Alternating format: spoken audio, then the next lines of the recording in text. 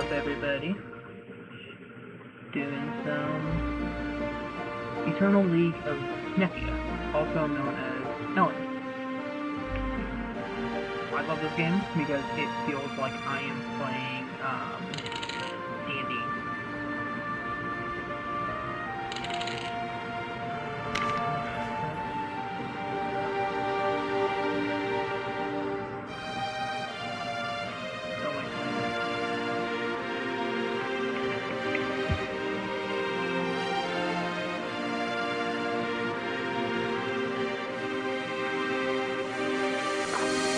Unfortunately, while you play this, you're pretty much forced to,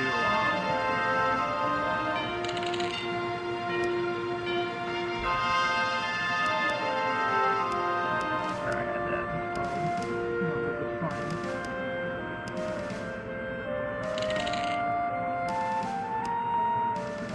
I should like that.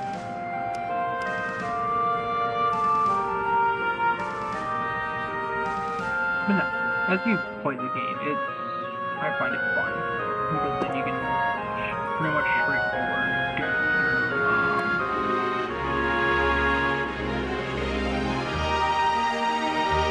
go through, it is essentially your,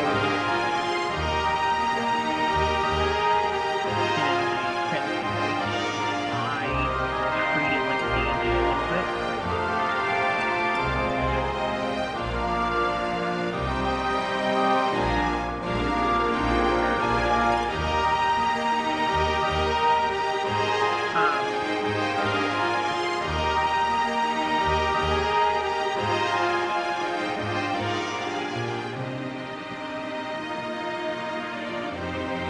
As you start, I love this game. I think I've said that already like 4 or 5 times, but oh well, I'll keep saying it. Essentially what this is as you play,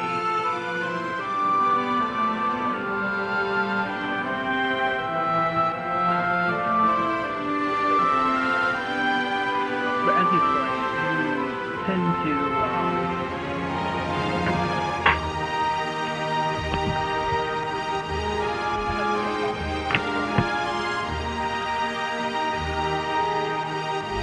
as you go along, you tend to, you develop your attributes, strength, like D&D, you have strength, endurance, dexterity, perception,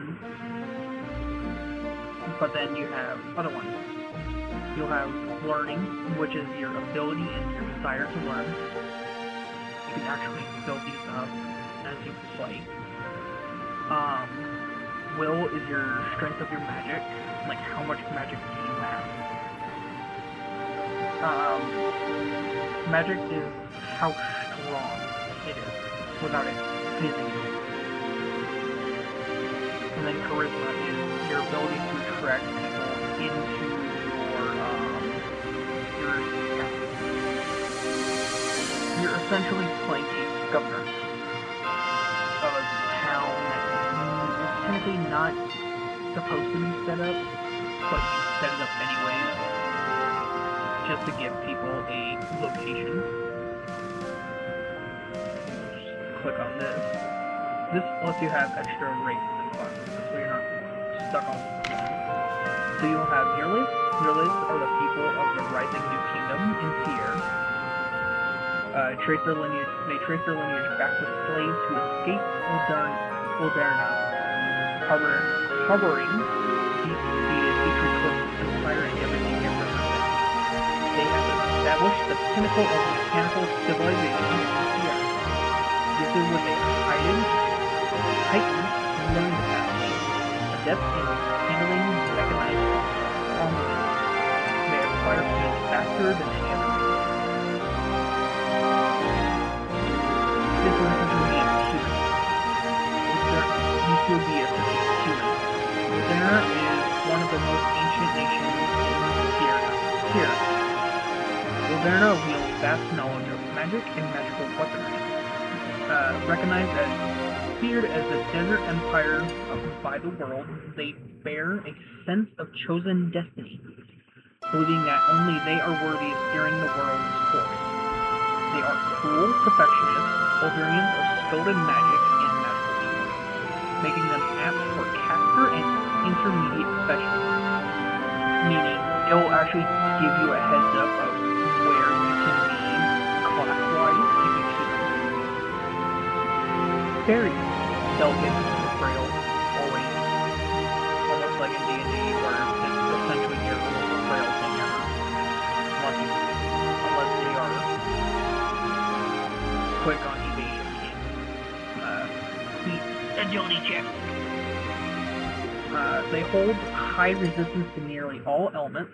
However, their physical fragility limits them from wearing gear heavier than one strength, making bolstering defense a challenge. Essentially, they are not meant to be a tank. You can have them be like, oh hey, let's do a tank, and avoid being a fairy. That could be the case. Hill folks are a stout and rugged race of short stature. Essentially, they are a dwarf. Once they built grand cities of gold and gems deep beneath the earth, but much of those splendors now remain only as ruins inhabited by dangerous monsters, possessing advanced mining and crafting skills. Their compact and sturdy bodies are equipped to thrive in the darkest and most toxic of environments. They have a profound love for alcohol and can summon strength beyond their usual capabilities when they drink. Essentially, these are the dwarves. And when you play the dwarf, you'll see, like on the side, you'll have starting skills, such as marksman for Yearless, both marksman, investing, and negotiation. And then you'll have feats. This will let you determine what is your thing starting super early. Fast learner will let you immediately start boosting all these stats rapidly. A lot quicker than you would like a Moderna or even like a Fairy. For example, Moderna, Old Moderna has high in literacy, or has greater skill in literacy, casting and magic. Meaning anything that's magical, like magical rune or even a magical item, has a greater chance to work for. Bonded with mana means you have a lot more mana in the pool. I don't like playing as them because they come off as dicks. Fairies are actually great as rogues. You can be pretty good with pickpocketing, stealth, and casting. They are extremely overpowered in that field. Kothos are extremely good with mining super early. So if you're wanting to get like super advanced or even anything like that, I would say play as the Hill folk. And then just focus on mining what's around you. And usually in caves, you'll shotgun through. Weightlifting means you can carry more, and you're not going to be burdened as often with heavier elements. Meat blood means is the same thing as it says. As you drink, the more you drink, the more strength you have. Underground dweller means you don't need a torch to see. But heavy eater means you eat Jeer, nomads of the South Tirith without a homeland. The Jeer are often drift into banditry, making them notorious in Tirith.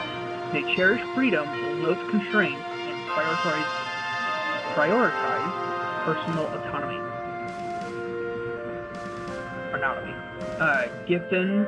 Gifted with dexterous hands, sharp senses, and high learning abilities, they are masters of all trades. They can earn their living through performances and can survive on minimal sustenance. So these would be like your bards, or even your other professionals, such as apothecary, cooking. I would, especially starting out, you need a lot of money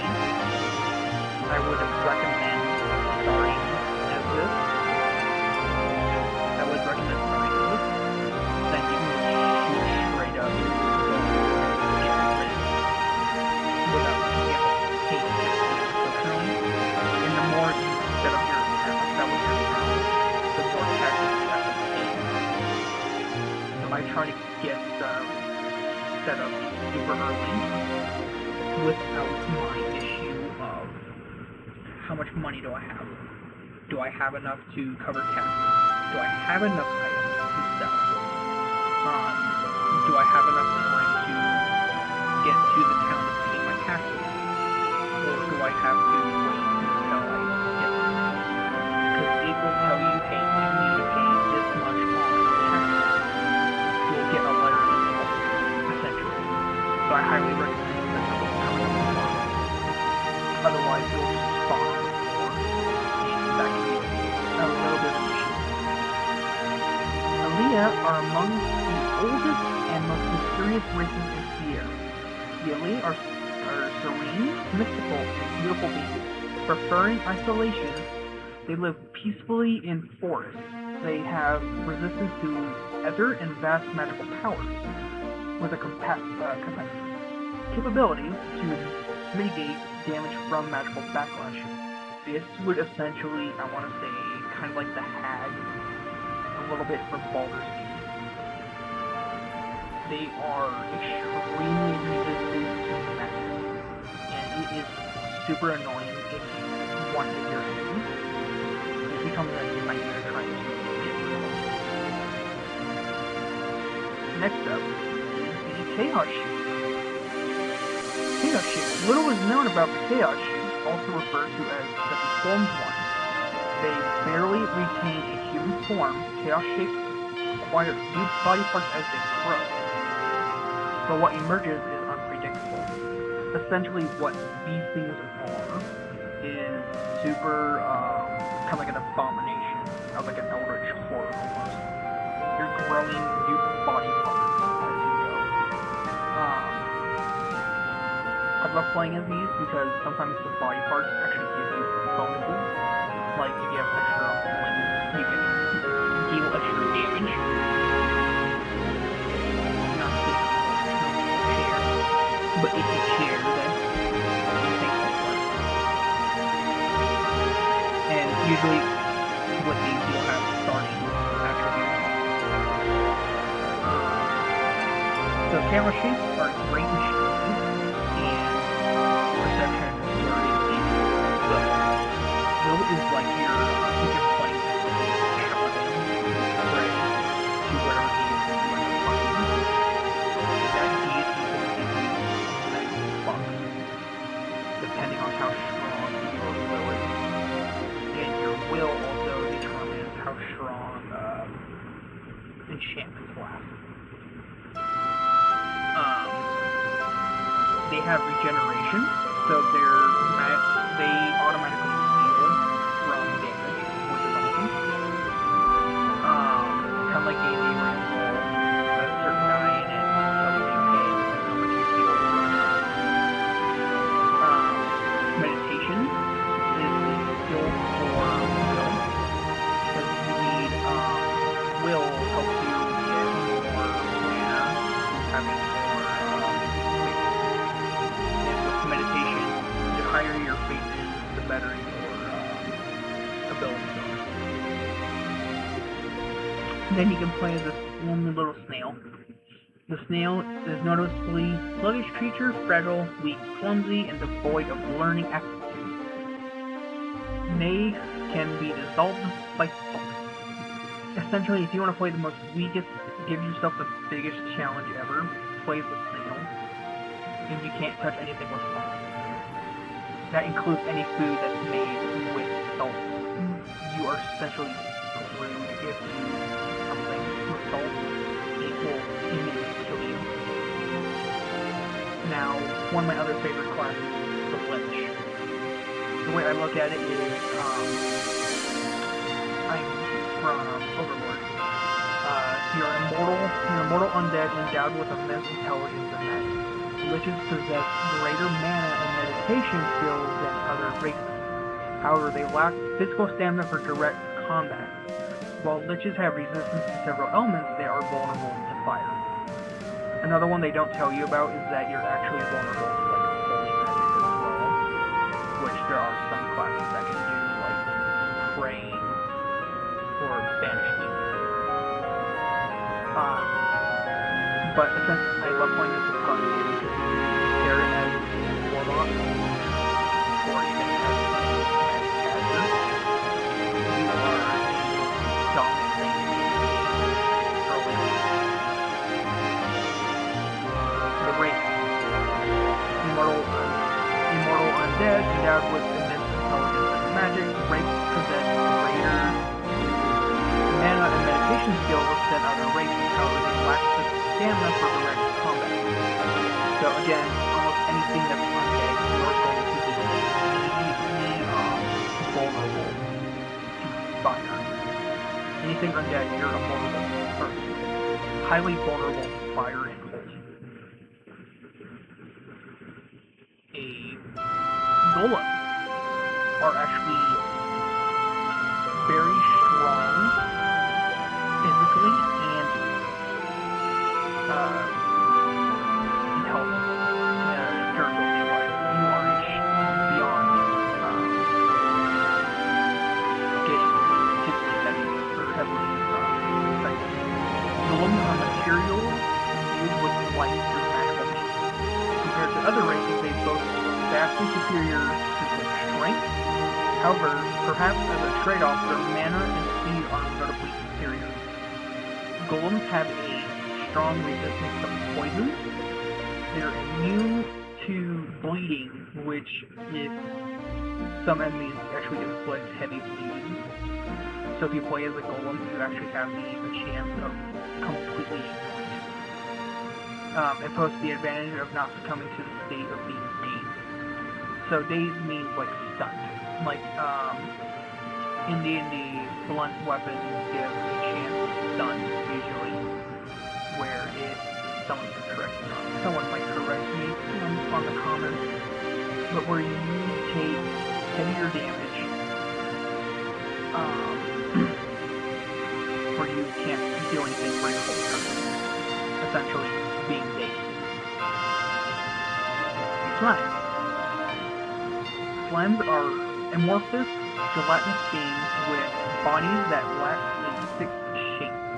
They may appear fragile and are often called the weakest of monsters, yet they possess a mysterious potential to absorb whatever they take in and transform it into their own strength. Even if you were to awaken one day as a slime, there would be no need to despair. That humble body is merely the beginning of an endless path of evolution. This is an Easter egg and a reference to that time I got reincarnated as a slime. The predatory skill, where Reamer whatever he came across and essentially gained their strength and their attributes. So since we're playing as a slime, you are the weakest, but you can immediately start dishing out damage and go full and have the strongest abilities. Stealing.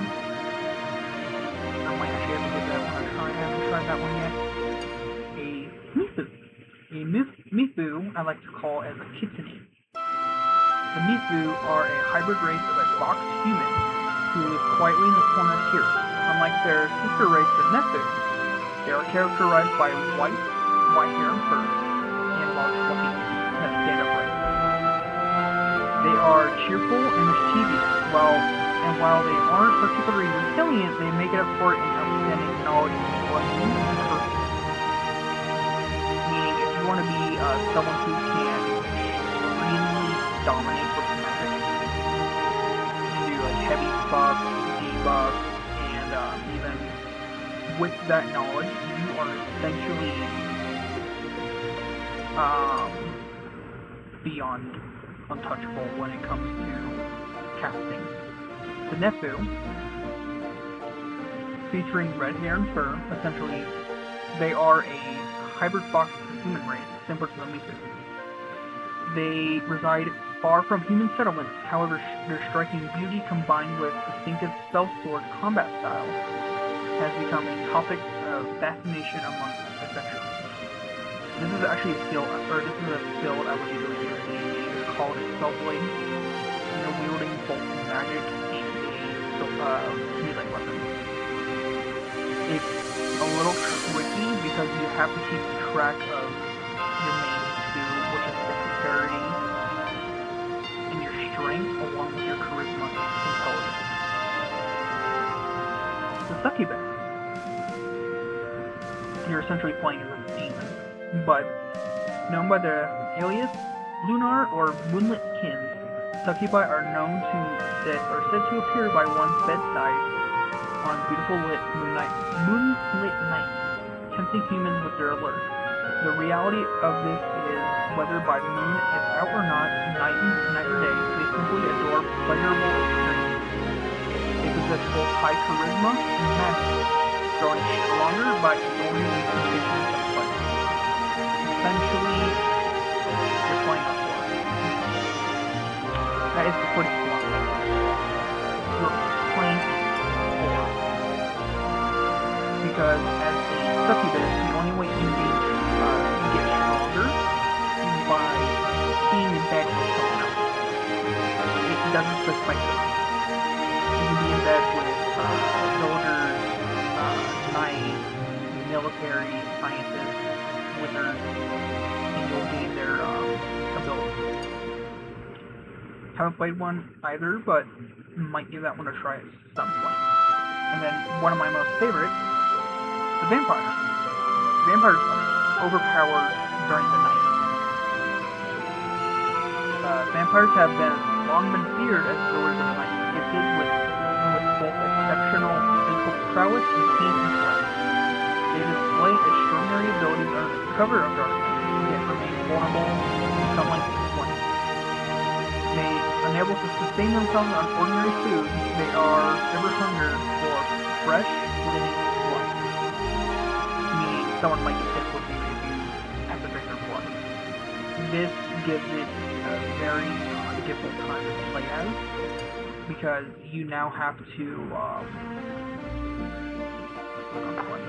I'll go back to that page. You can't cook meals, which is something I tend to do on here, is I will go full into cooking, because the more food I can give to my people and to myself, the better, because some foods actually give you buffs. As a vampire, you can't eat. It doesn't do anything for you. So it doesn't work. So you have to pretty much drink full blood. Alright, classes. The warrior, essentially your fighter. Essentially your fighter is your main go-to classes for D&D. You have your fighter, you have your thief, you have your wizard. As a warrior, you're meant to be up close and personal with combat. Now, I'm not saying you have to be that way, but they give you more buffs leaning towards being the tank. Now, I'm not saying that you have to play that way. You can play it completely how you want, but playing as a warrior, I would recommend boosting your stats with strength, endurance, and either one-handed weapons or two-handed. The two-handed could be your dual-handed leap, or your like a battle axe or a great sword. You even get more with wielding shield and heavy armor. Thief, you're killing shit. That's pretty much as it is. You're stealing shit. I highly recommend playing as this if you play as a vampire, because poison, darkness, and chaos are your domain, meaning that you do not get, I want to say, you don't get to debuff heavily, and as more you go, you can build a resistance, but you have to be like heavily exposed to it. You're casting spells. Simple as that. Your domains are fire, cold, lightning, wind, and magic. Just plain magic. And the joke, 1d4 damage will kill you. Because you have 0 strength, 0 endurance, and 0 dexterity. It's essentially, you take any heavy damage, you are snuffed. You're dead. I played as the wizard, and I can tell you, I hated it, because I couldn't leave my town for more than 5 minutes without almost being killed. Like, by anything. The farmers, you excel in cooking and riding animals. Essentially, this is your pathfinder. I know it's probably not supposed to be, no, but I know the archer is technically the pathfinder, but you essentially can make fields of crops, and you don't have to recruit townspeople to do farming. I love this because it is super overpowered depending on what you play as. Okay.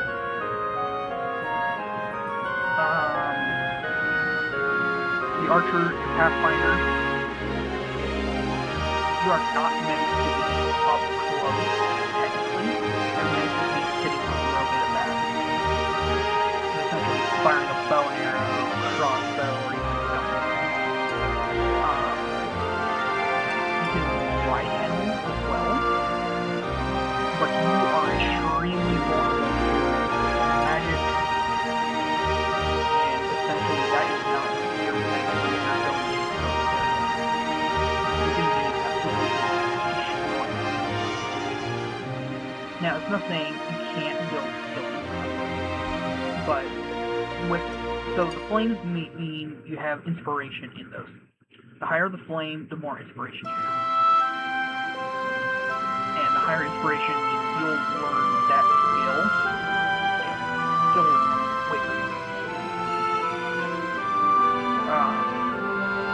War Mage essentially is essentially stealth. They are both one-handed weaponry magic.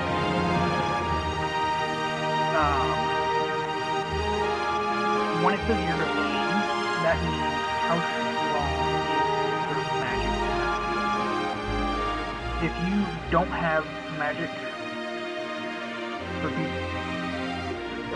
if you don't have a skill that's related to it, like let's say you have lightning and your skill or your class is not meant to touch it, you essentially can fizzle more often, which means your magic just snuffs. It doesn't do anything. And you lose a charge every time you do it. If you do something though that's within your skill description, you absolutely bomb them away. It's not enough.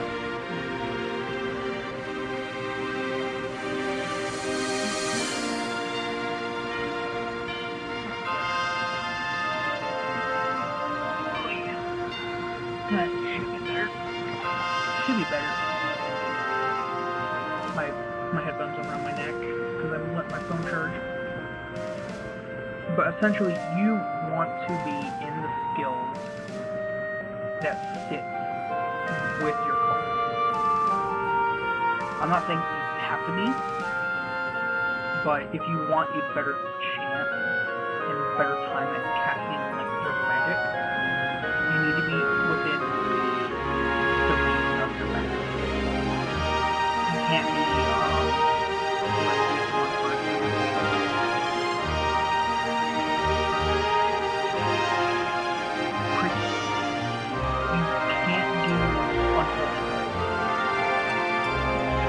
dark magic, you can't do chaos magic, you can't do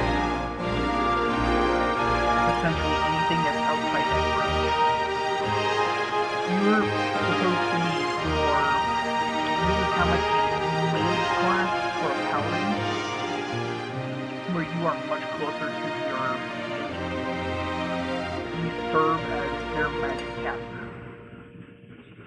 And if you do something that's opposite of your magic, so holy, undead, or even curse, you essentially don't do well.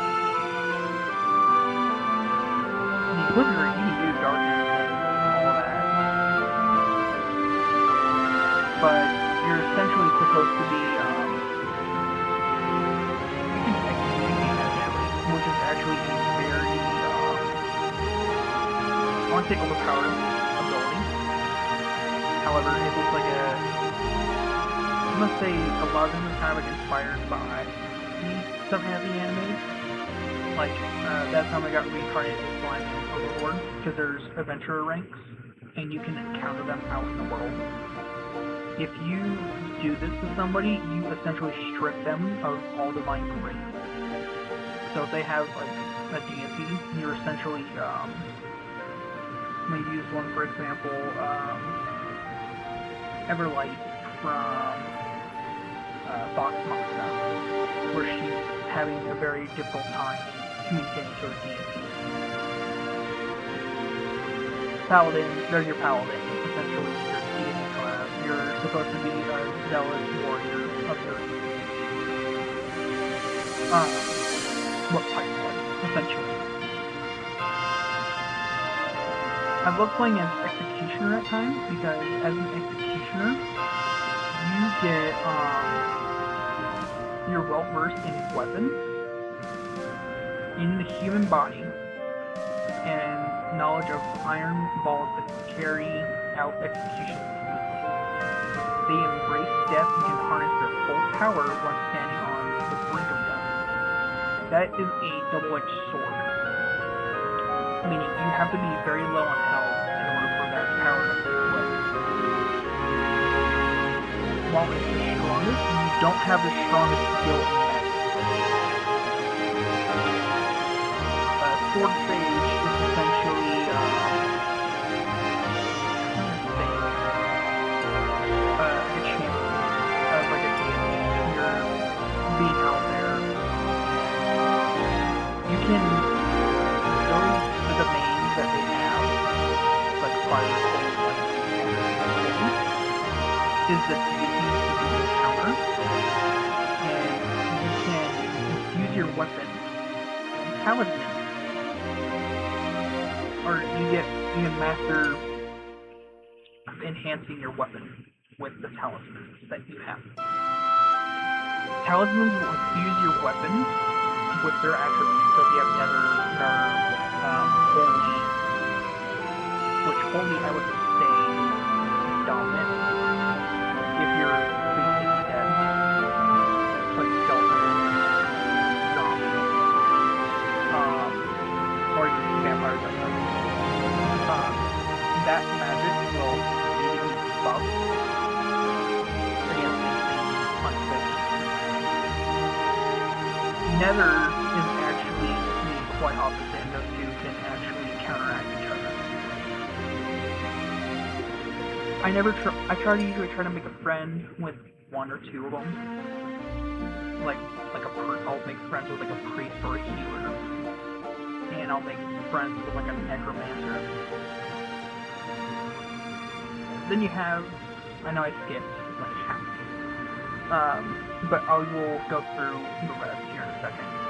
Witches are essentially the opposite of priests. They are you're the alchemist. You make your poison, your potions, casting curses, using magical artifacts, and you essentially get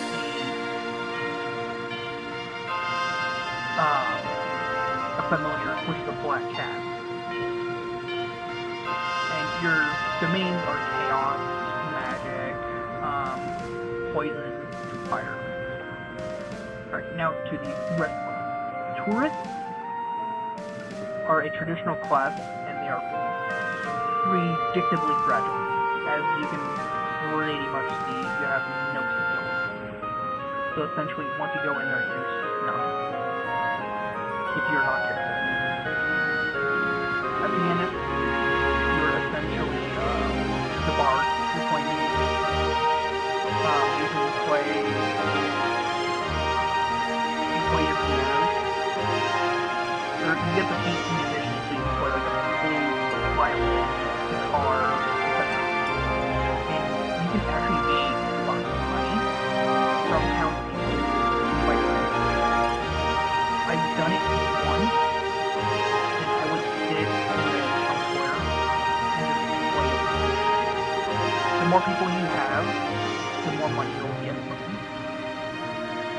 as it's essentially you're rolling a check to make sure you play the instrument correctly.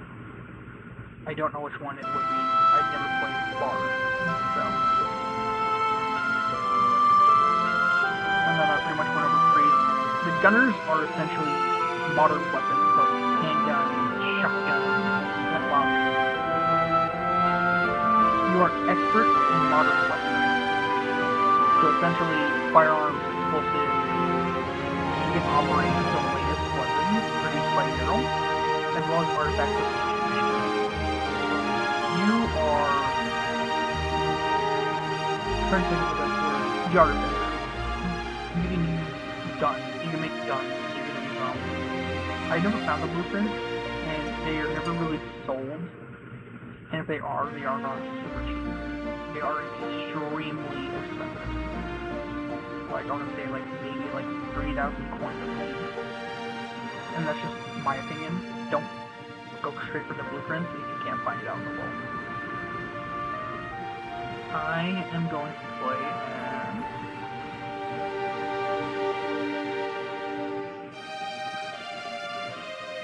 I'm going to play as the Inquisitor. Now, I'm not saying, I'm going to do the Meadow Knight. Don't do the winner. You can also mess with these. I have a mod which lets me mess with them, but I'm going to show you. Racial traits, the inherited traits of that of the race in Yilva have passed down through generations. So, in my case, as a slime, I have high resistances to a lot of things. Predatory evolution applies only to the player. Evolve by consuming genes. Learn Devour ability. Minus 6 gene slots. Gene slot limit increases as you level. Devour, you have a trait acquired for over many years working in a specialized profession. You benefit more from God's faith. And when I say God, it does not specify. D&D, you can find loopholes in your DM campaign. This is what they're thinking. Because essentially they don't have to specify, so they give you a massive interpretation. And then your Inquisition, you can essentially feign excommunicate the party.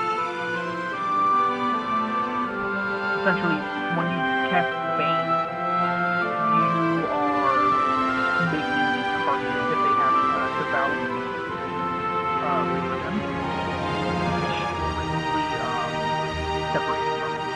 Meaning, if they have benefits from blessings from their god, you now just for better way.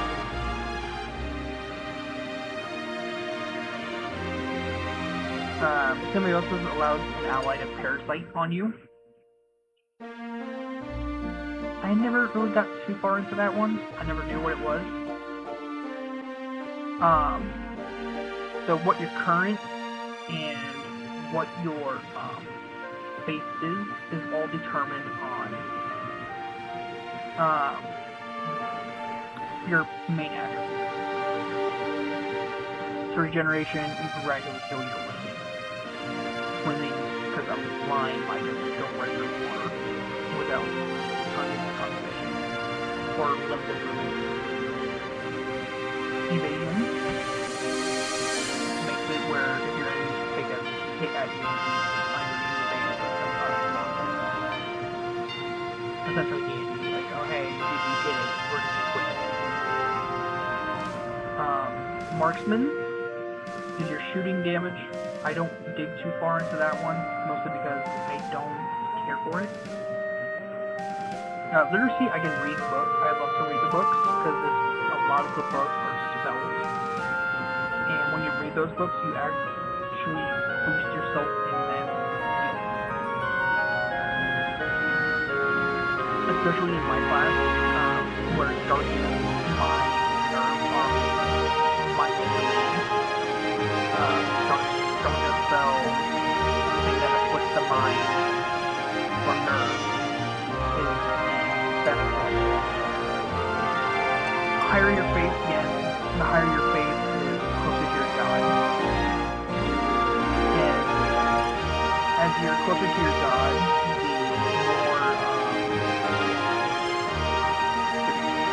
the more stronger the blessing is. You can get this by usually doing a sacrifice on the altar. I never seen much of the altars of most of the gods that I've had to go with, but it is extremely awesome to have. Casting is your magic without failure, which is a thing I wish people would do. Like, okay, did you roll high enough?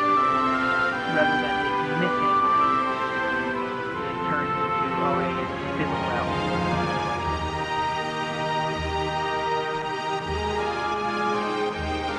I'm going to... What's that?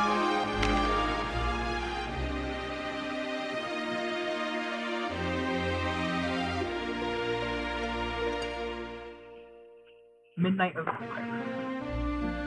I know I'm not a lich or anything like this, undead. I'm playing as a slime, but you don't have to play as that race. Again, like D&D, you can interpret it the way you want. And slimes can actually live quite a while. So, and their nickname actually often goes with, it'll change every single time, but it also goes away, or it goes around what your parents are. So, Rotten Pavilion and Straight Darling, you'll get something around that. That's like second round maybe. And then you can just reroll and you'll go straight through.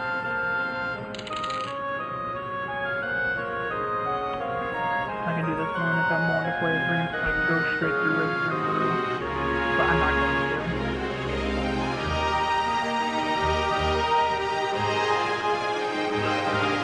So to be in the slime, you have to eat genes, which are the ones by them. So, create. I'm going to use custom, right?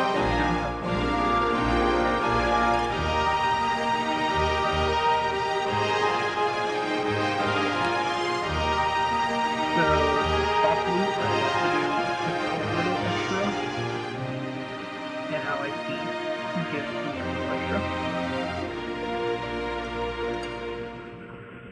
This one I prefer. I'm not doing Eternal 13 now, because that's going to be, like, your immortal vampire. Like, Shakir, I believe, Water Age appearances, something later. So, she's like a 20-year-old or something like that.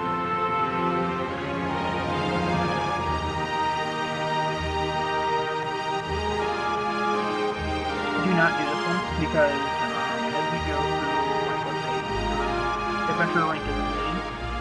As you start going higher, more enemies will be more difficult to kill. So just stick with it.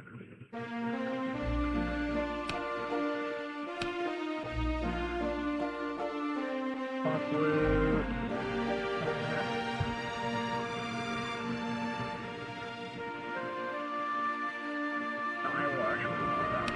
That it makes it a little bit more easier for me. So you're playing as a slime. By the way, bosses actually drop genes that time, and so it's perfect.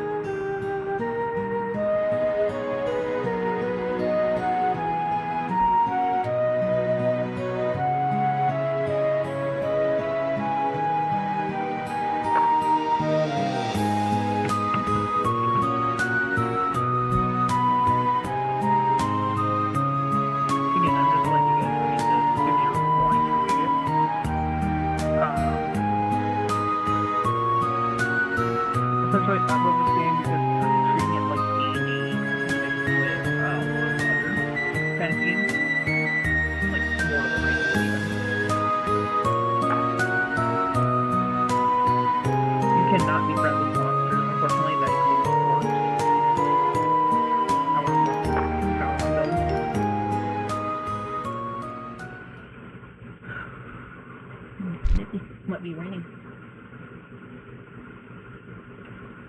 These two you usually start with. I won't do much of the commentary because I'm going to suck at character voices, and I will not try to set up any voices for them. So, if you guys just want to read it, I'll leave it on for 5 minutes. Or I'll go through the conversation slowly.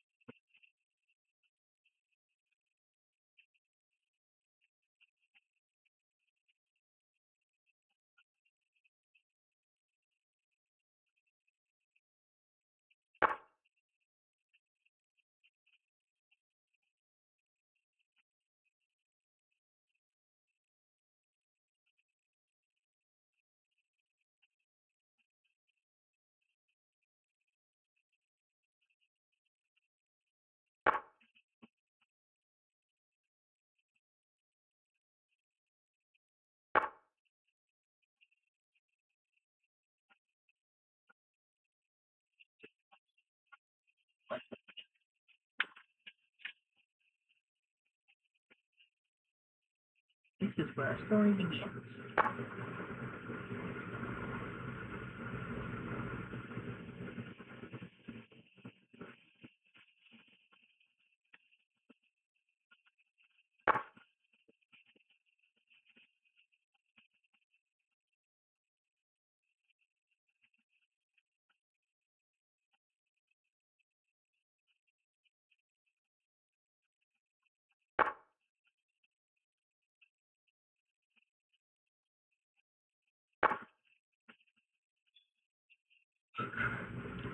Time moves a little quickly, so like spend most of your day, if you can, setting up your town, or setting up your home.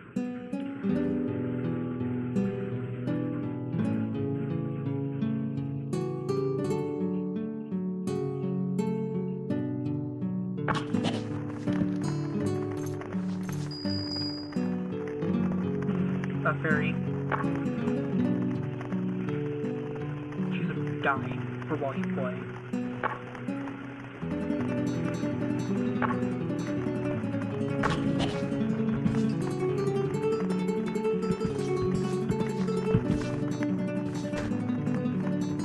And then you go to your inventory, you do your porridge, your vegetable soup. Not a porridge, but a vegetable. It's a vegetable soup.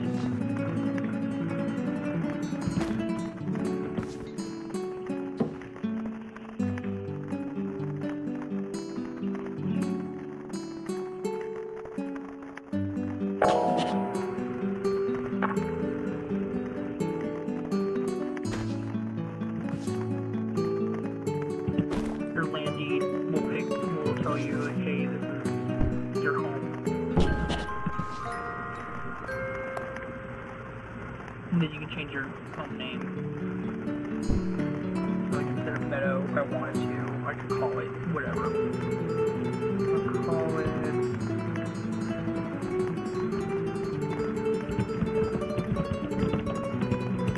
the Village of Maelstrom.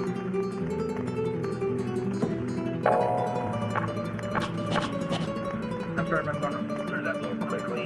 Force of habit of being in this game for a little bit. Guys, what is your goal?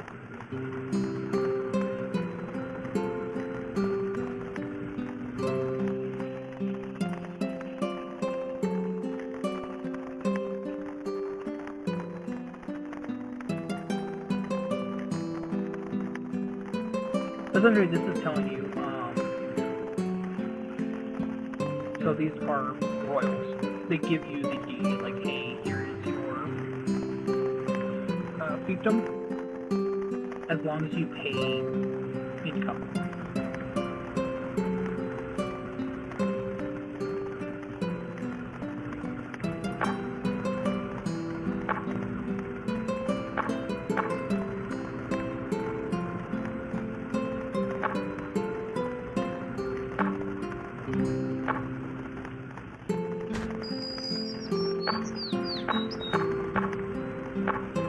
essentially she's just walking you through a lot of it. I like to just do this for that one. Organize the whole box here. The adventure log I will put here. Runic tome. This is the introduction to magic.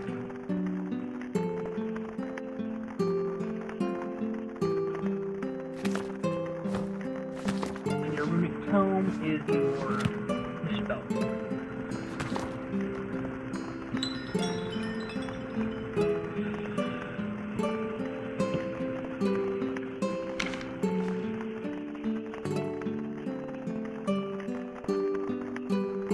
This essentially is just your, I want to say your,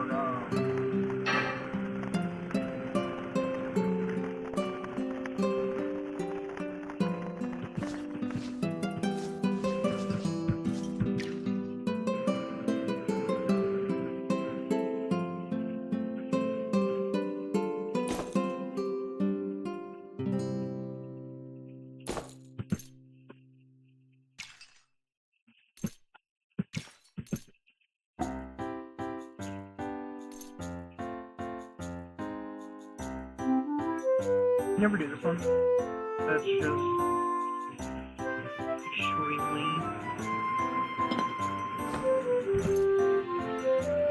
limited.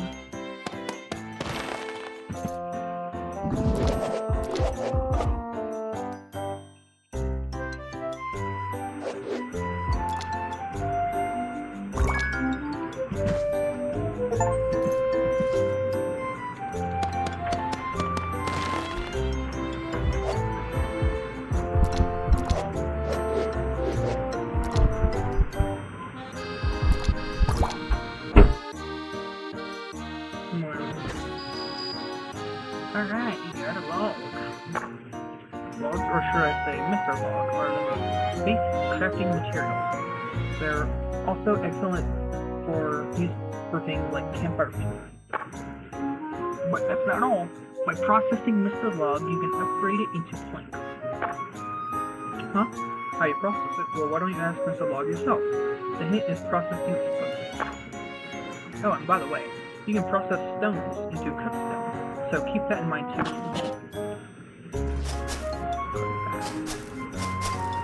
Just so when they ask, oh look, a herb.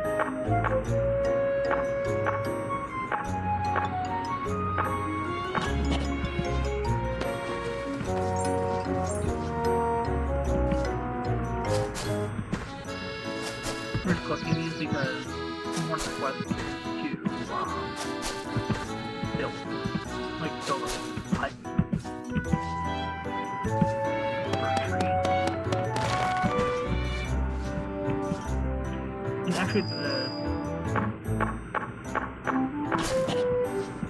yep, that's your energy. The more energy you have, you'll build that up as you go.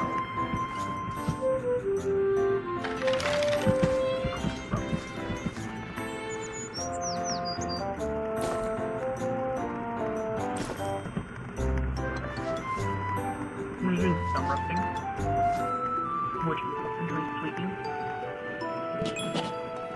Which, by the way,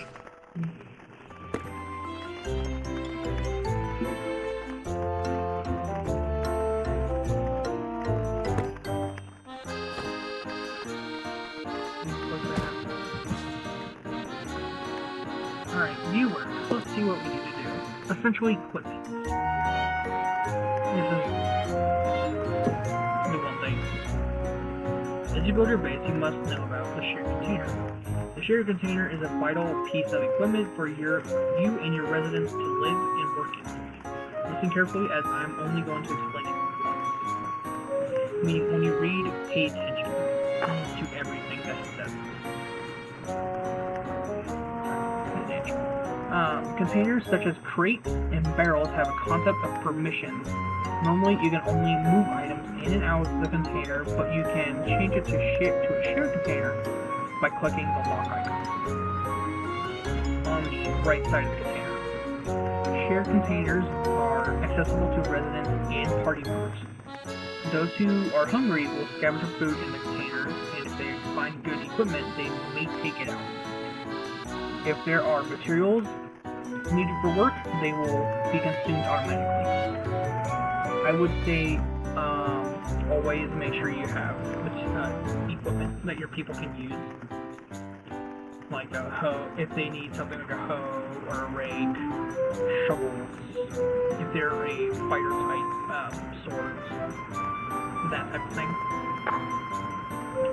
Also keep an eye on the remaining capacity of the shared container, as a resident may deliver work products or stuff they have found.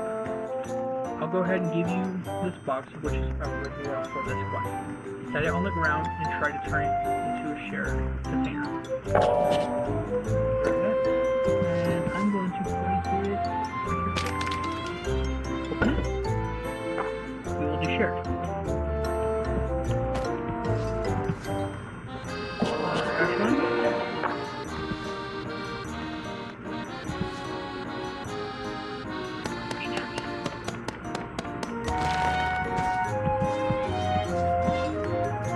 When you talk to her, she gives you like a pet. Do not do this right away. Get the setup. You can only take 5 quests at a time. I like to just do 1 at a time at the beginning. This way you can just get into the field. Because, let's face it, if you get like multiple quests, you're gonna forget, and a lot of quests have time limits.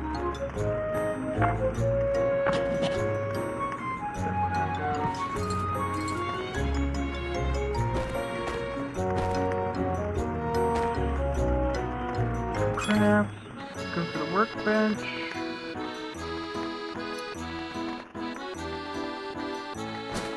Here.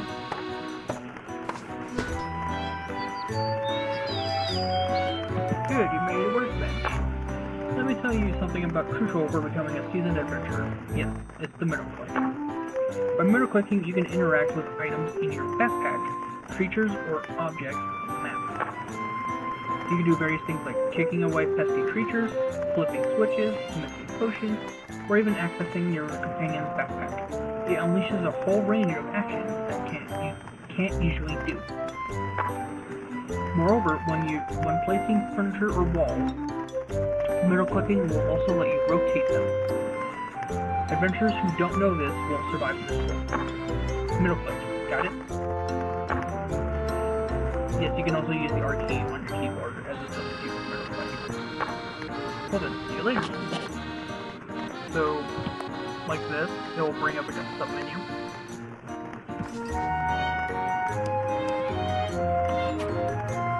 And then just pressing R rotates it. I'm just gonna place it here. I can always place it someplace else.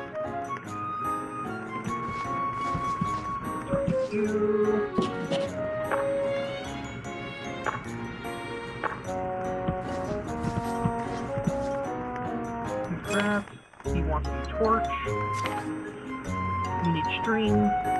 String's not too bad. It's literally just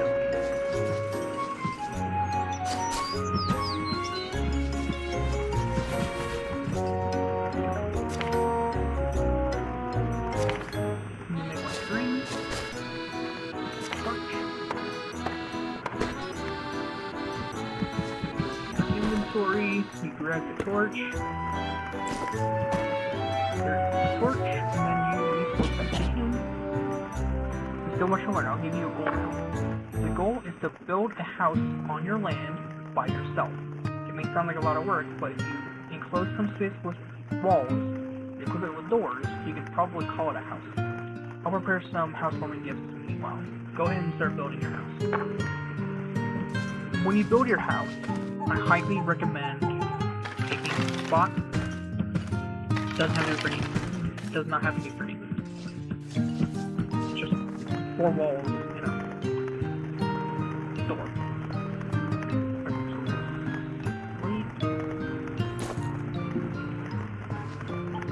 Mostly because low energy. You can also set up beds. to be like, oh hey, this is my bed. Go through here. Rosewood, by the way, is actually super overpowered at the beginning. Go through here.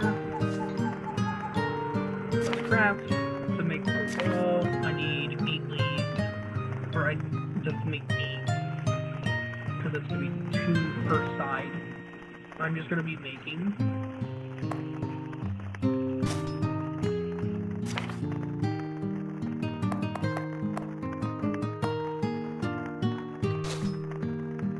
I am just making 1.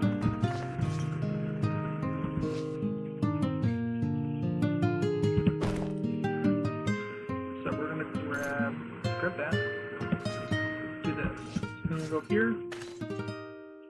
1, here's 2, here's 3, here's 4. Oh, bitch. So.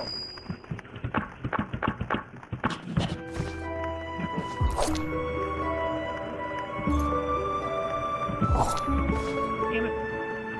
I'll grab this game. I was about to say, when it came out, just try to eat it. I have no energy. I need to sleep.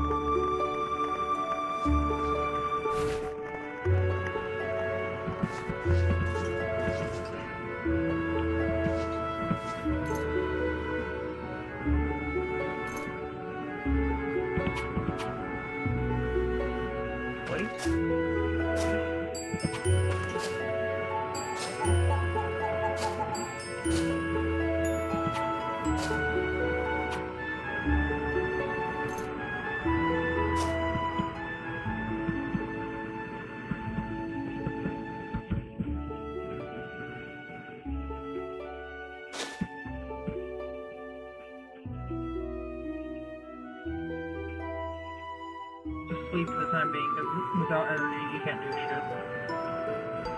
Yeah, this is not kid friendly.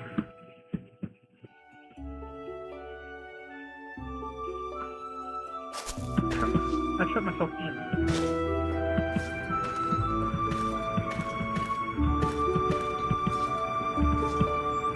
And it's purple already. Trippy. Let's make mine.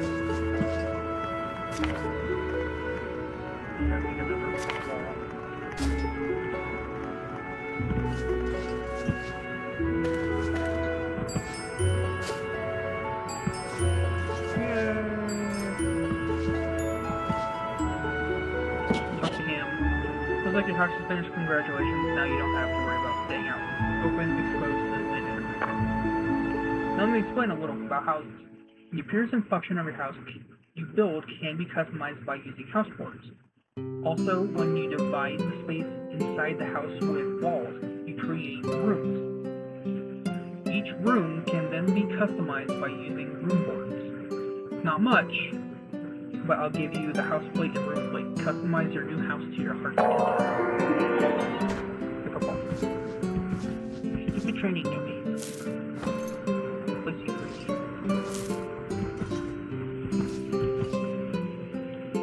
I'm gonna read you the vault worksheet.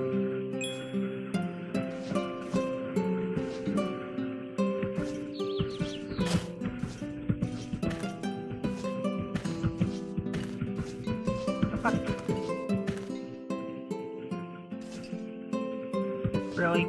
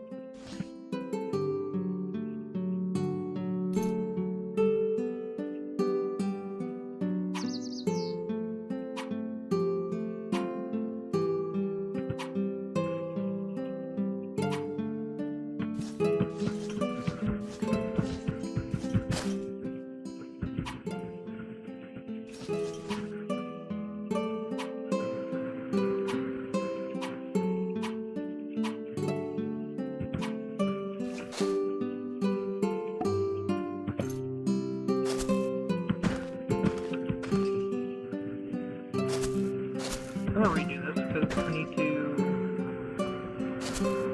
make it just a little bit wider, so I'm gonna put like 2 more just to make it just a little wider. Because it's not gonna let me progress forward.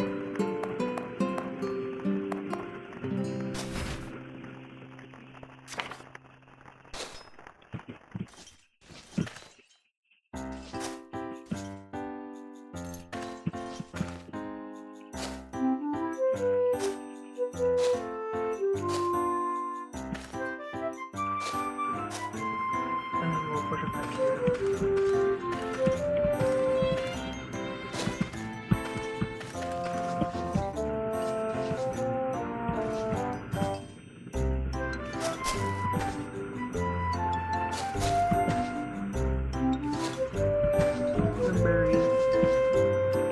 These regrow, by the way, so it's not a issue if you need more cream. Or you can just need more berries in general.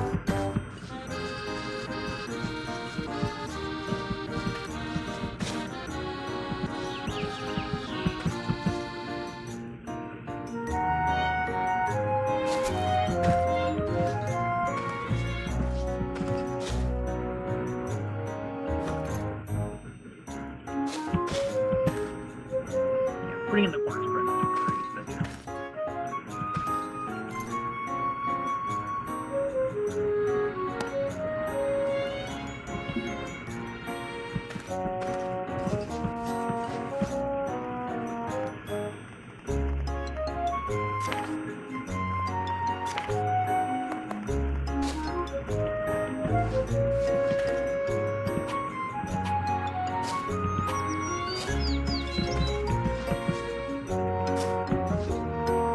We're just gonna do it pretty quickly.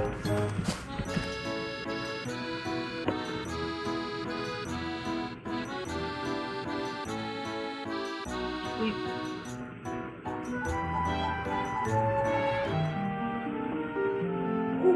Not the most beautiful. Eat some blueberries.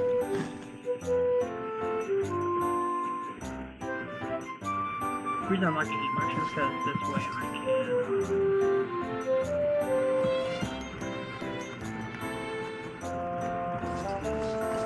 have the slime go through and eat whatever creatures I can come across. Okay, it's a mushroom. Yep. Mushrooms are tasty, but they don't keep you full for long. And the fact that they spoil over time is a downside. Yes, food spoils. If you leave it out too long, you didn't know that? Of course, eating spoiled food can make you sick, so you should never eat.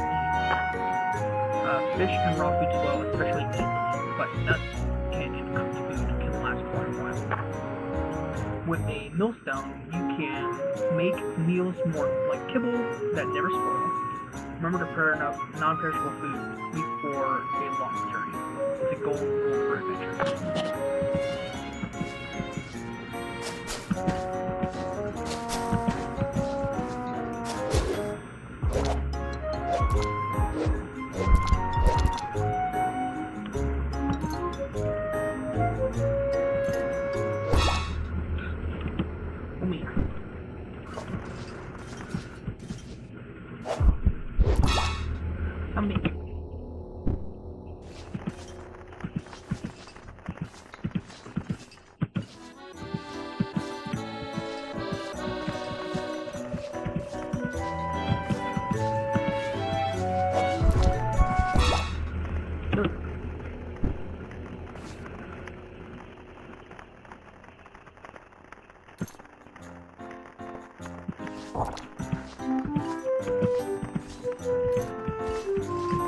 And then actually I'm just gonna put it right here. Okay, so flying is a slime. Trying to get there back.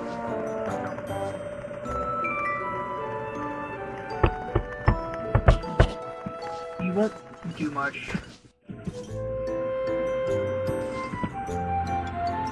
Copper. There we go.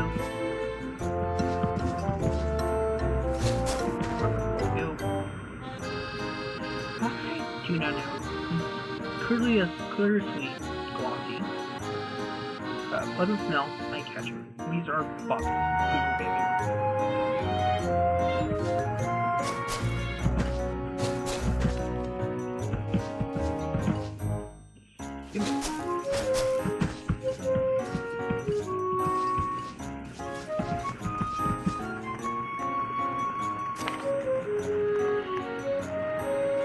Prep the maximum. 6.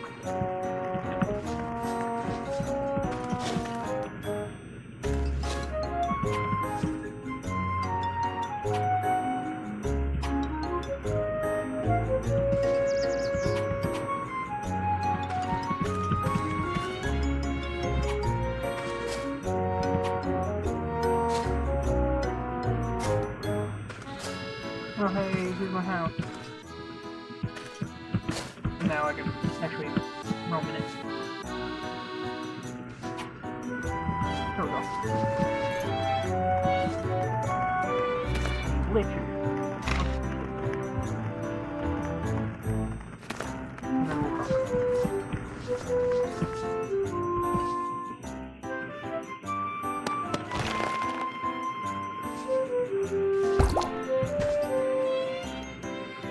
When it says outmatch, your gear level is too low. I'm feeling that.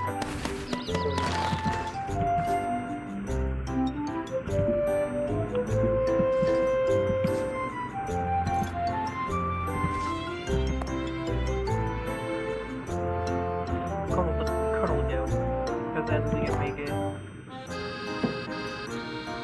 The Eternal League, never heard of it. Alright. And usually as you do there, you'll actually get it a whole lot.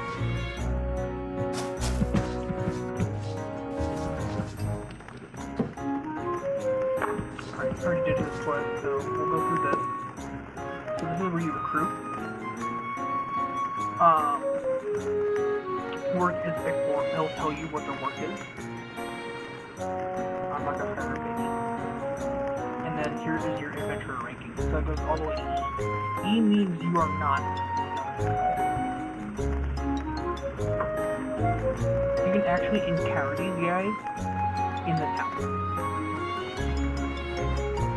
Just don't go duking it out. You will die. You can befriend them, but eventually you're probably gonna want to.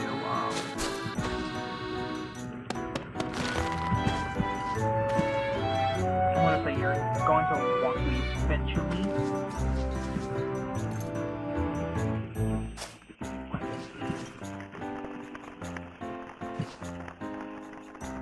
Alrighty, let's see what quests are available. Defense train. Always do the defense train.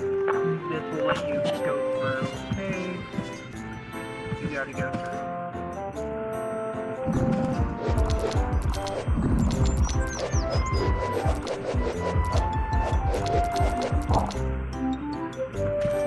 Like, yeah, no, this, my character's like, well, this is giant.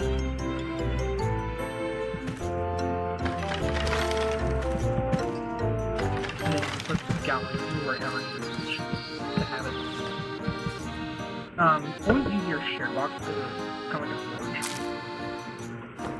Put like creme in there. I'm gonna do some cooking here in a second. I'll show you guys how that works. Put the wall in there. Golden tickets are, I haven't used them yet, but they're categorized as money. Put the mushrooms in there, just so these don't spoil.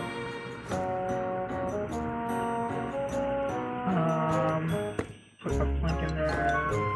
Let's see if we can't make that.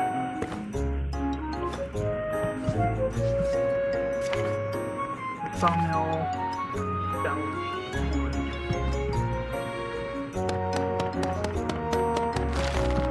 Drop down the tree. 2 rosewood. There's another tree.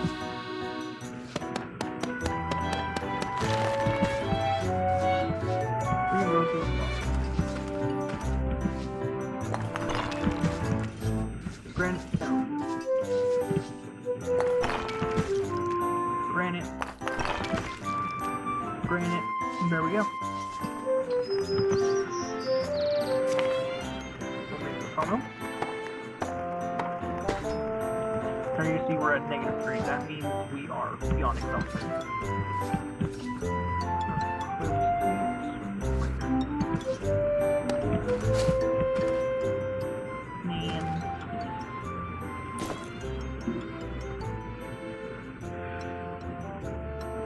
Oh hey, I'm healed, but I'm still exhausted, so I need to sleep.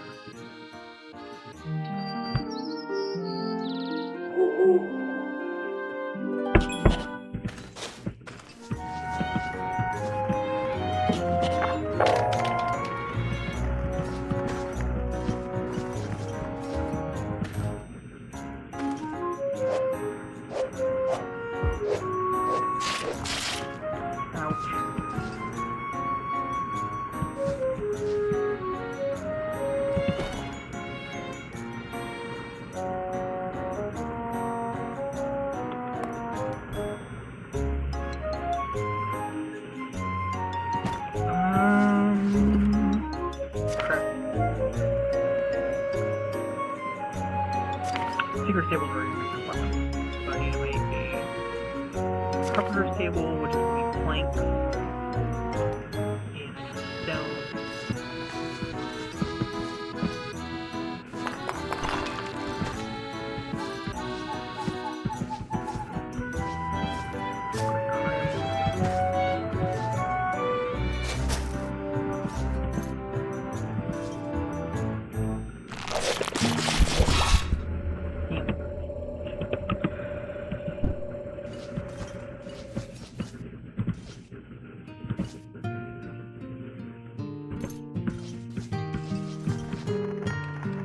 But anyways,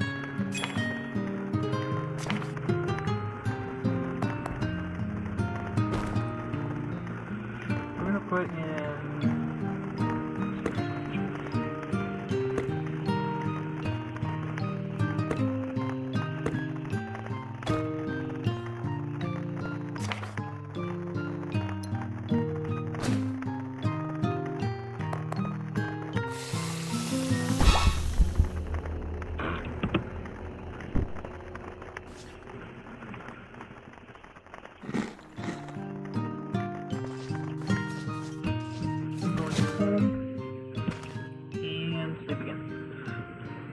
unfortunately, so being a slime will make me super weak.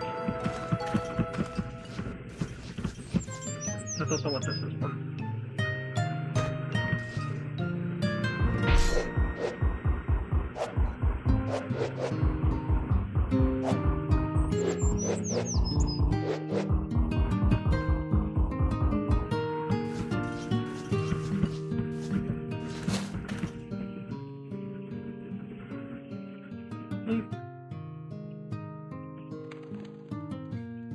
And I'm gonna take a look at my character. Should have buffed up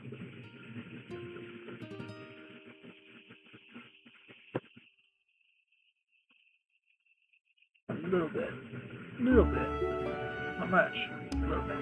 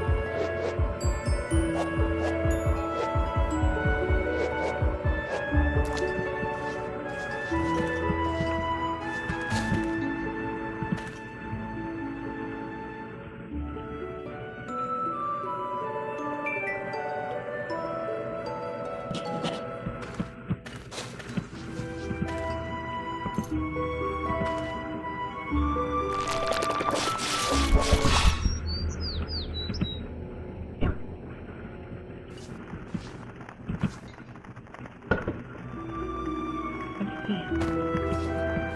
Keep our business. Maybe it's something.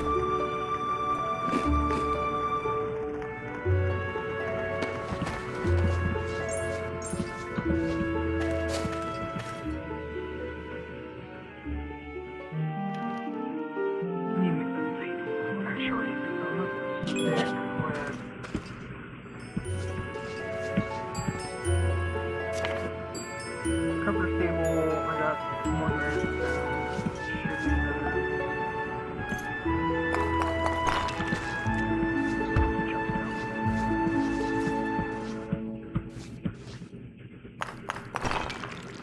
Grandy, there we go.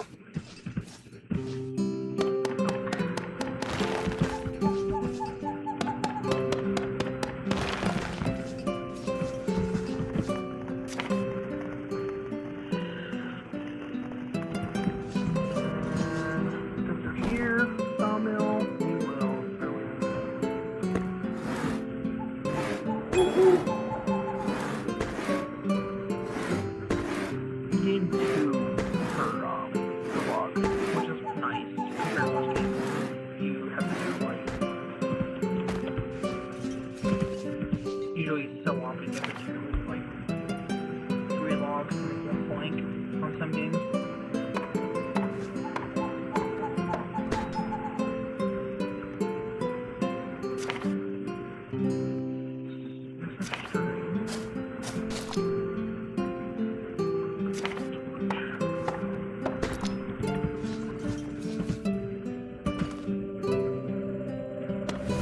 There we go.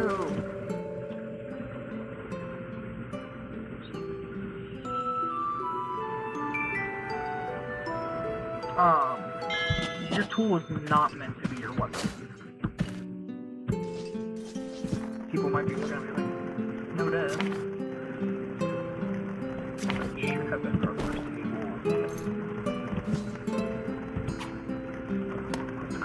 there. Eventually, I'm just gonna make it look more pretty. So I need string, 2 sticks.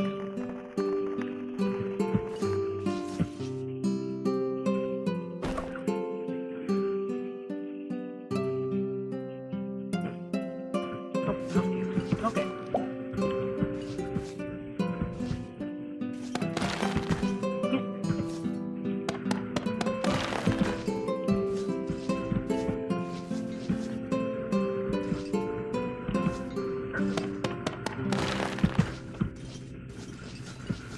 Here. Middle. Now we made tool handles. Or we made a stick, I should say.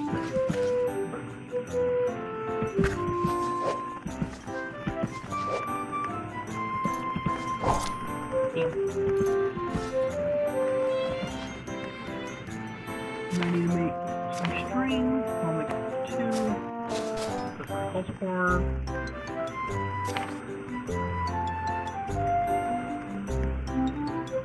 Oh, we're using rosewood.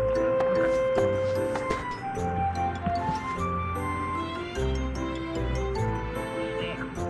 2d3 damage.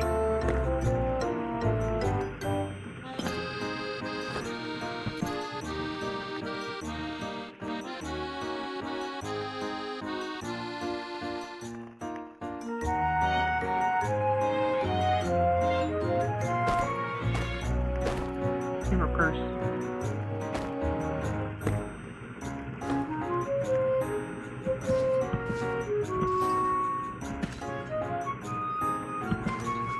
Something tells me he just killed it.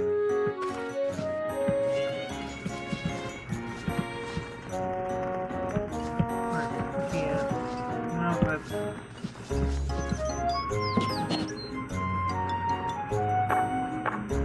I think you have a like 100 hostile creatures. Just gonna make it a little bit more we're at the carpenter's table. Crap. We make it. It's gonna be a deck. Deck.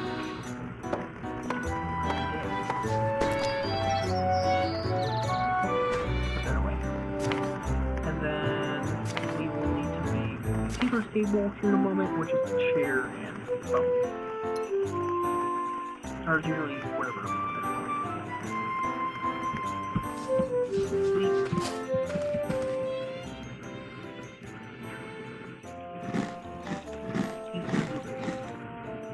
And sleep.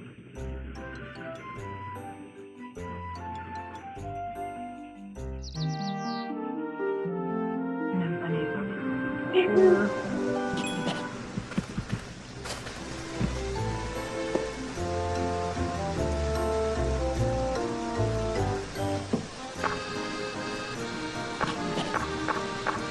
But this guy actually helps you, this guy actually makes sure, helps you run it.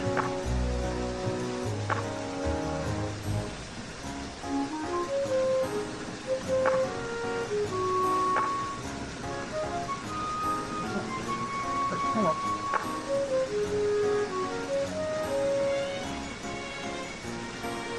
He's the inspector. He'll essentially help you.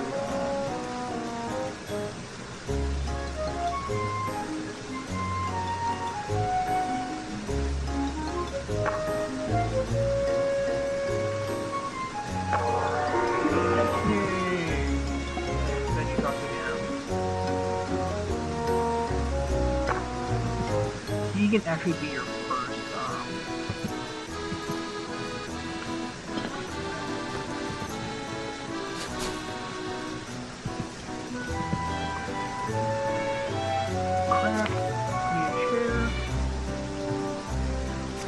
This is like, it doesn't matter what kind of chair you make, you just need to make a chair. And then you go over here, make your tinker table.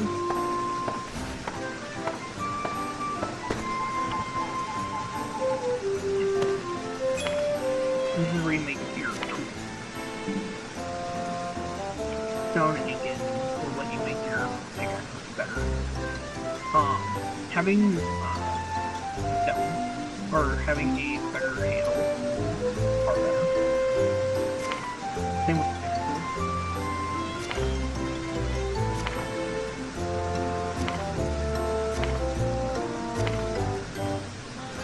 Nails. This is how you need to make your something with nails.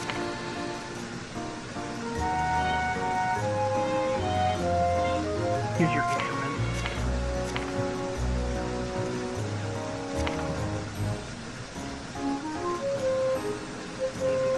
I need a short sword.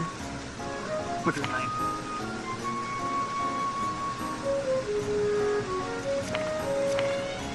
Sharing.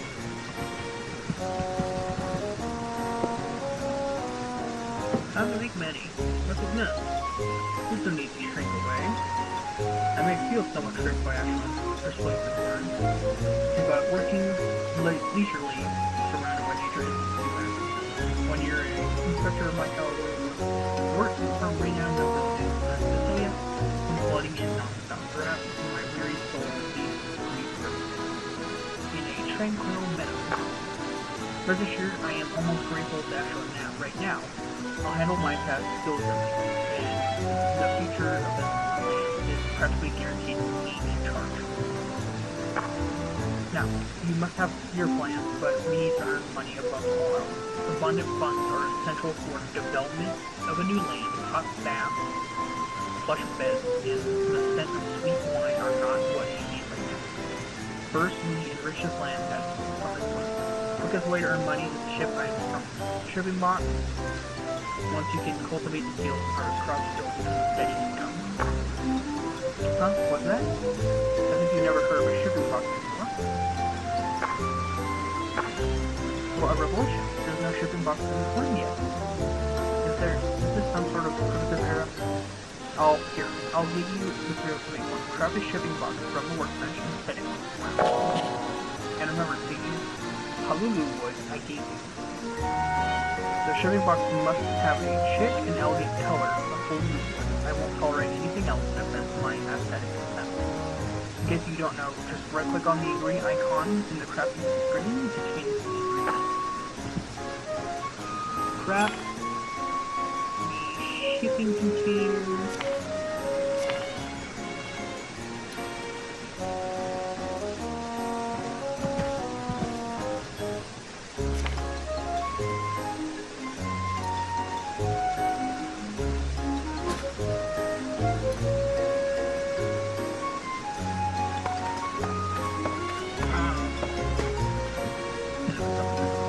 Find a spot. What is kind of like right here. Do this. Go inside. Snooze.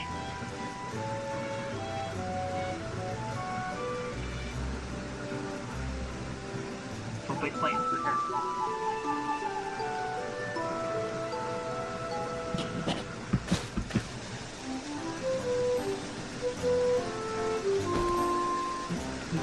Add fuel for this one.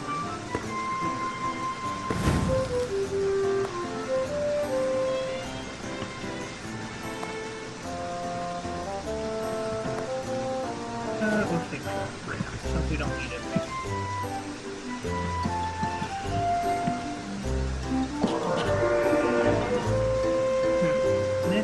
A nicely colored common shipping box. Finally, a ray of civilization shines upon this unseen land.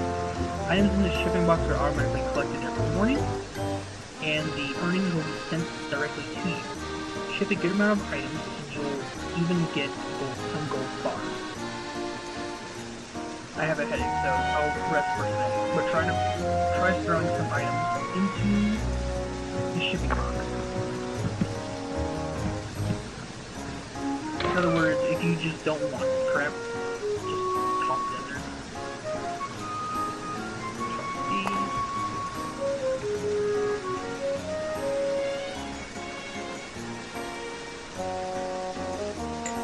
Toss some potions in there. Toss skins since we don't have anything. I don't have use for it. Like that.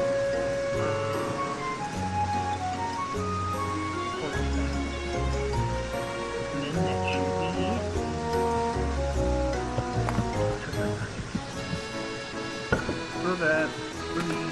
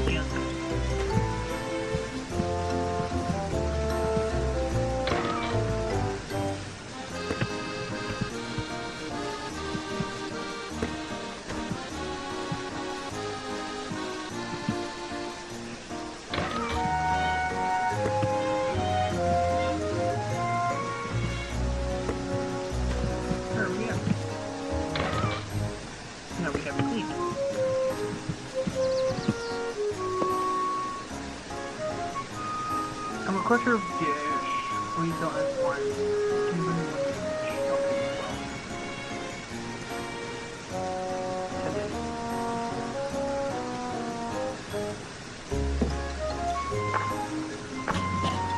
Alright, we will go.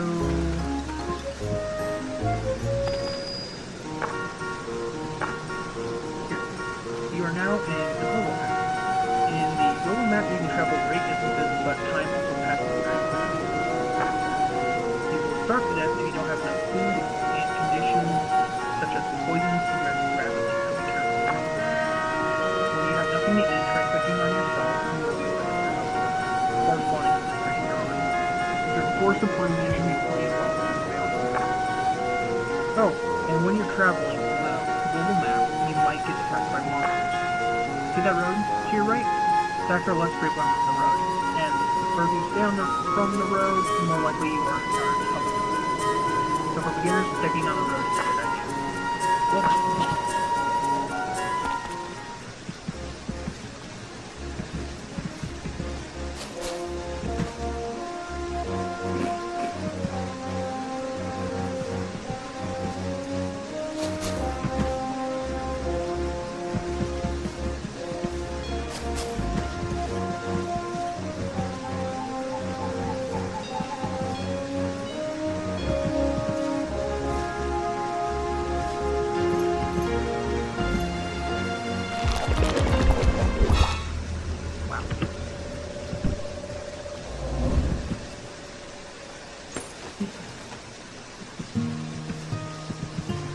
Actually, I think I put open. Yeah.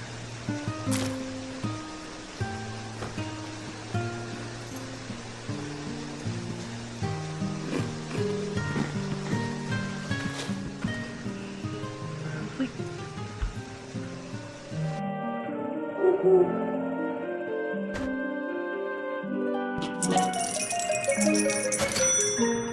$51 orange. It's money. Orange is going to go first.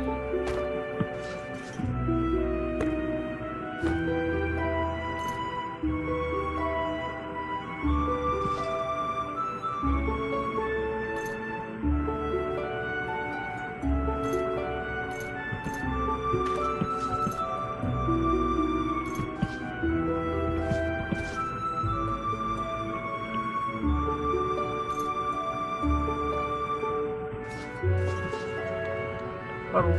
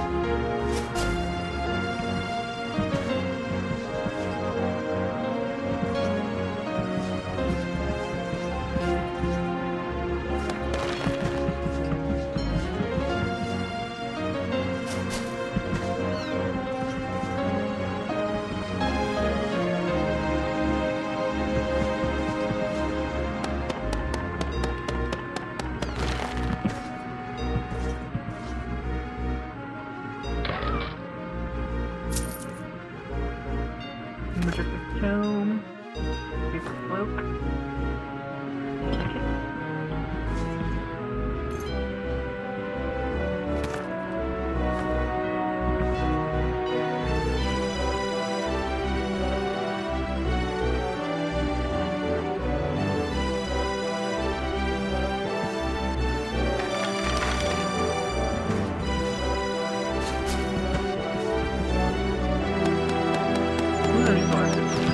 If you don't do anything.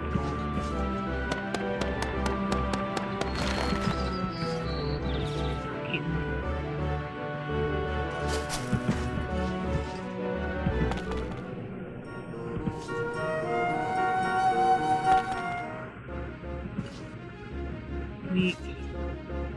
Cedar trees. So it would be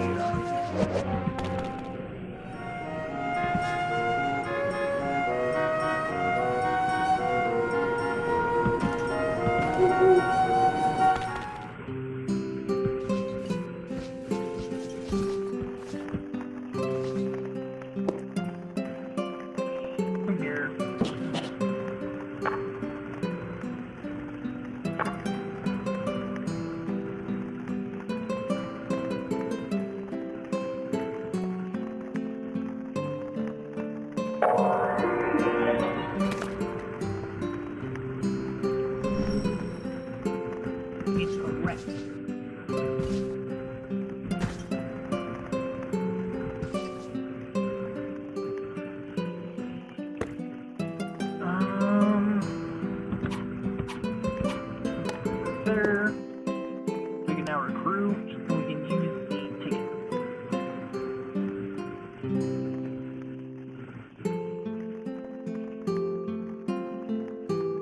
something.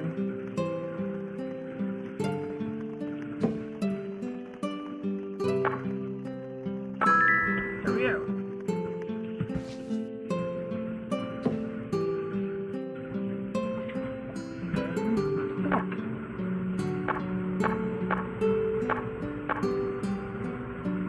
Why are you not liking me? Crazy.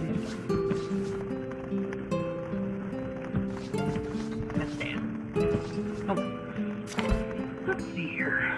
Type rope to make teacher's table, which I already did.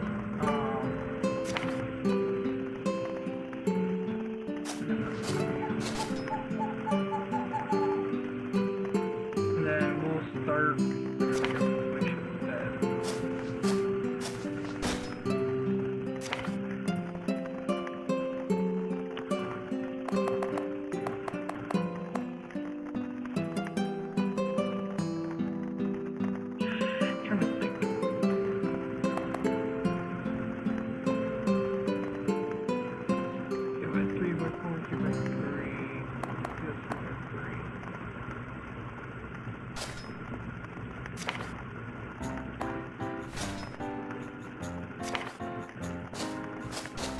I will always,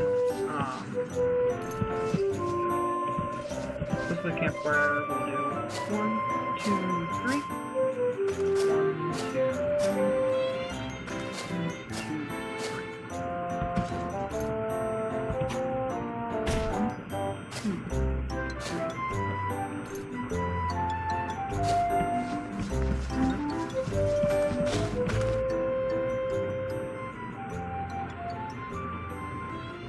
Give them their little, kind of like a spot to call them theirs. And then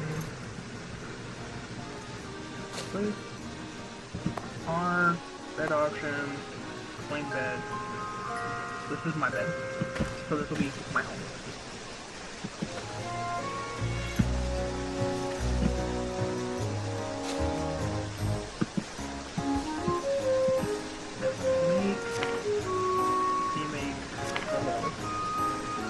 So I do 3 by 3, so I need to do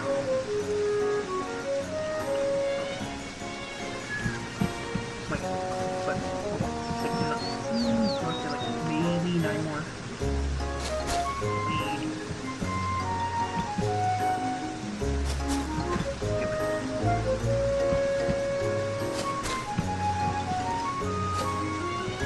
Blueberry.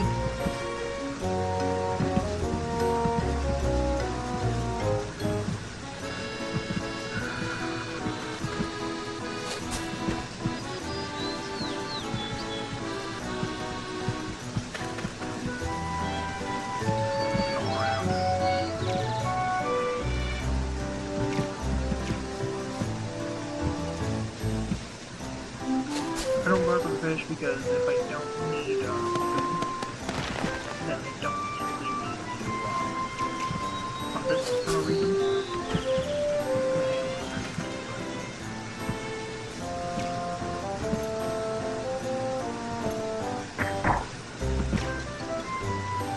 Yeah, boom.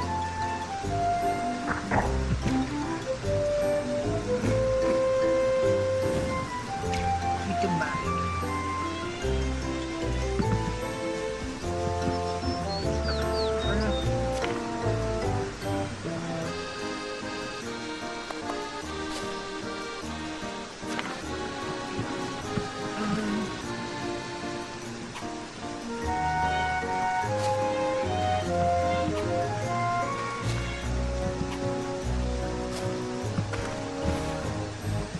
Once I get this done, I will put, the burn bed, put the settler in there.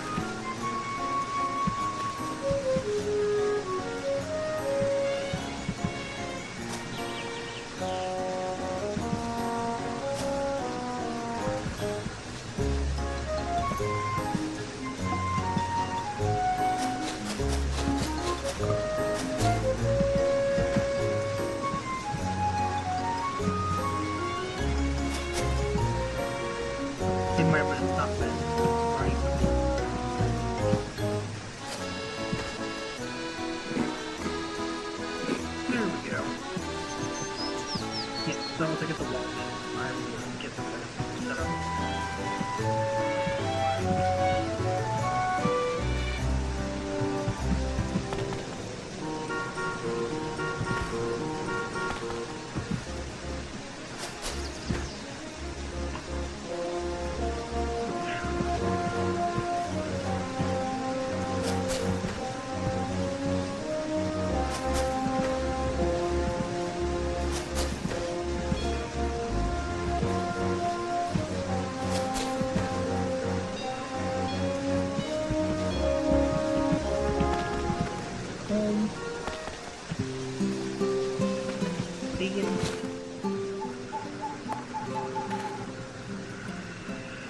this should pop up a little bit.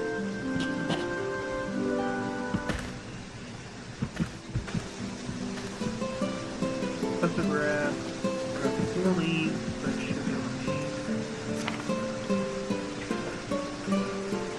one bend.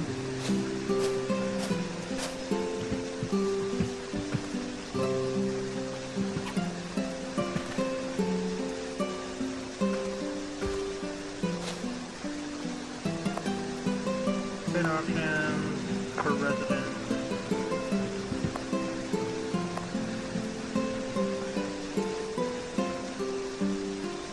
Sign bed, you will sign for the bed. And then we will start making some more changes. But that will end it all for today. I hope you have an amazing day. And please don't forget to like, comment, and subscribe. Every little bit helps me out, especially with this one journey to reaching 100. And I thank you all for being awesome. I will catch you all on the time. My second on. I shall see you next time.